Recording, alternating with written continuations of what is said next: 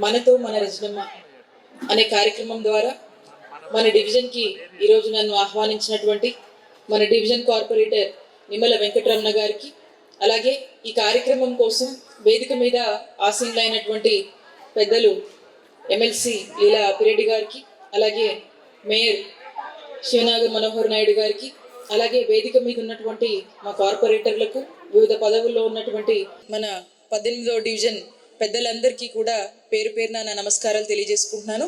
మా అక్క చెల్లెమ్మలకైతే ప్రత్యేక నమస్కారాలు తెలియజేసుకుంటా ఉన్నాను. ఈరోజు ఈ కార్యక్రమం ద్వారా మీ అందరినీ కలుసుకోవటం చాలా సంతోషంగా ఉంది. మరి ఈ కార్యక్రమం ద్వారా మన డివిజన్లో మీ అందరి గడప దగ్గరకు వచ్చి మీ ఆశీస్సులు పొంది మిమ్మల్ని పరిచయం చేసుకోవడము చాలా చాలా సంతోషంగా ఉంది. అలాగే మన గౌరవ ముఖ్యమంత్రి వర్యులు శ్రీ వైఎస్ జగన్మోహన్ రెడ్డి గారి నాయకత్వంలో ఈరోజు మన డివిజన్ గురించి చెప్పాలంటే ఎంత మంచి జరిగిందనేది ఇప్పటి వరకు కూడా పెద్దలందరి మాటల్లో మనం విన్నాం. మరి మన జగనన్న ముఖ్యమంత్రి అయ్యాక ఇటు పెద్దలు అప్పిరెడ్డి గారు కావచ్చు, ఎమ్మెల్యే గిరి గారు కావచ్చు, ఏఎస్ రత్నం గారు కావచ్చు, అలాగే ఉన్నటువంటి మన మేయర్ గారి చొరవతో కావచ్చు, ఇక్కడ మన కార్పొరేటర్ రమణన్న గారు కావచ్చు, అందరూ కూడా కలిసి మరి ఈ డివిజన్ని ప్రత్యేకించి చూసుకున్నారనే చెప్పొచ్చు. ఎందుకంటే నేను నడుస్తున్నప్పుడు చాలా వరకు కూడా ఆ వార్డులో ఉన్నటువంటి వాళ్ళు ఏ ఏరియాలో నడుస్తున్నామో వాళ్ళంతా కూడా అమ్మ మన గవర్నమెంట్ వచ్చాక ఈ రోడ్లన్నీ వచ్చాయినా అని చెప్పి చెప్తా ఉన్నారు. వారి మాటల్లోంచే చెప్తా ఉన్నారు.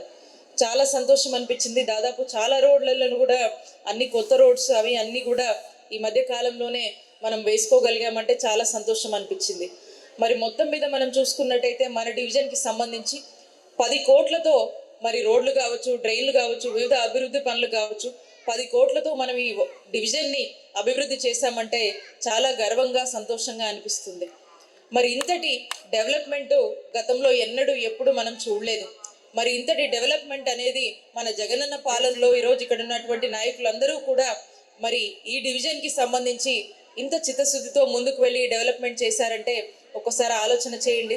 ఈ డివిజన్కి సంబంధించి మనకు ఎంత మేలు జరిగిందని చెప్పేసి. అలాగే మన జగనన్న అమలు చేస్తున్నటువంటి అనేక సంక్షేమ పథకాలు ఈ రాష్ట్ర వ్యాప్తంగా పెద్ద ఎత్తున కూడా ఈరోజు ప్రతి ఒక్కరికి కూడా మరి అర్హులైన ప్రతి ఒక్కరు కూడా ఏ విధంగా లబ్ధి చేకూరుస్తున్నారో మీ అందరికీ కూడా తెలుసు. అలాగే మన డివిజన్ ఒకటే మనం చూసుకున్నట్టయితే సంక్షేమ పథకాలు డీబీటీ నాన్ డీబీటీ పద్ధతిలో 65 కోట్లు ఓన్లీ మన డివిజన్కి వచ్చిందని చెప్పడానికి మేము చాలా సంతోషిస్తూ ఉన్నాము. ఒక్కసారి ఆలోచన చేయండి. గతంలో ఎప్పుడైనా ఇట్లా జరిగిందా? ఎప్పుడూ లేదు.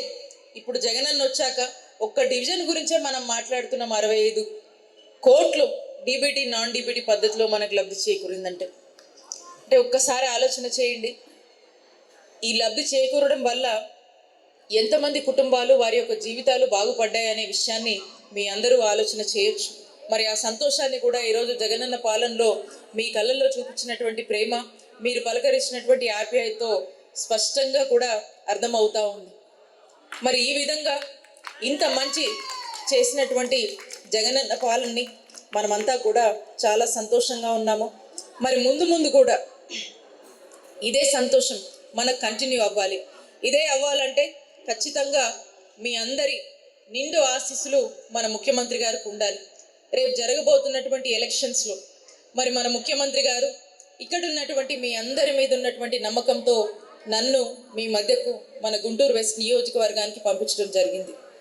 రేపు రానున్న కాలంలో మన గుంటూరు వెస్ట్ నియోజకవర్గం నుంచి వైఎస్ఆర్ కాంగ్రెస్ పార్టీ తరఫున మీ అందరి ఆశీస్సులతో మీ మధ్య నిలబడి ఇక్కడ నుంచి నేను పోటీ చేయబోతున్నటువంటి విషయం మీ అందరికి కూడా తెలుసు.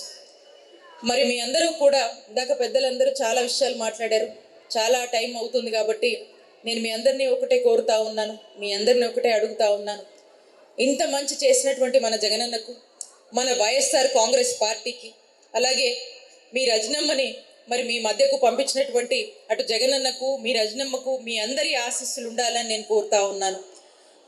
ఖచ్చితంగా మీ అందరూ కూడా మనకు జరిగినటువంటి మంచికి కావచ్చు, ఇంకా ముందు కూడా మనమందరం కూడా మేమంతా కూడా కలిసికట్టుగా మరి ముందు ముందు కూడా మరింత ఈ డివిజన్స్ కావచ్చు, అటు మన కాన్స్టిట్యున్సీ డెవలప్మెంట్ కోసం కావచ్చు, అందరూ కష్టపడి మరి ఇంకా డెవలప్మెంట్ దిశగా ముందుకు తీసుకువెళ్తామని తెలియజేసుకుంటూ, మీ అందరూ కూడా మీ ఇంటి అమ్మాయిలాగా, మీ ఇంటి తోబుట్టువులాగా, మీ కుటుంబ సభ్యురాల్లాగా నన్ను భావించి మీ అందరూ ఆశీస్సులు నాకు ఇస్తారని నేను ఆకాంక్షిస్తూ, అలాగే మన ఎంపీ అభ్యర్థి కిలారి రోసయ్య గారికి కూడా మీ యొక్క ఆశీస్సులు ఉంటాయని ఆకాంక్షిస్తూ మరొకసారి ఈ అవకాశం ఇచ్చినటువంటి పెద్దలందరికీ నా కృతజ్ఞతలు తెలియజేసుకుంటున్నాను.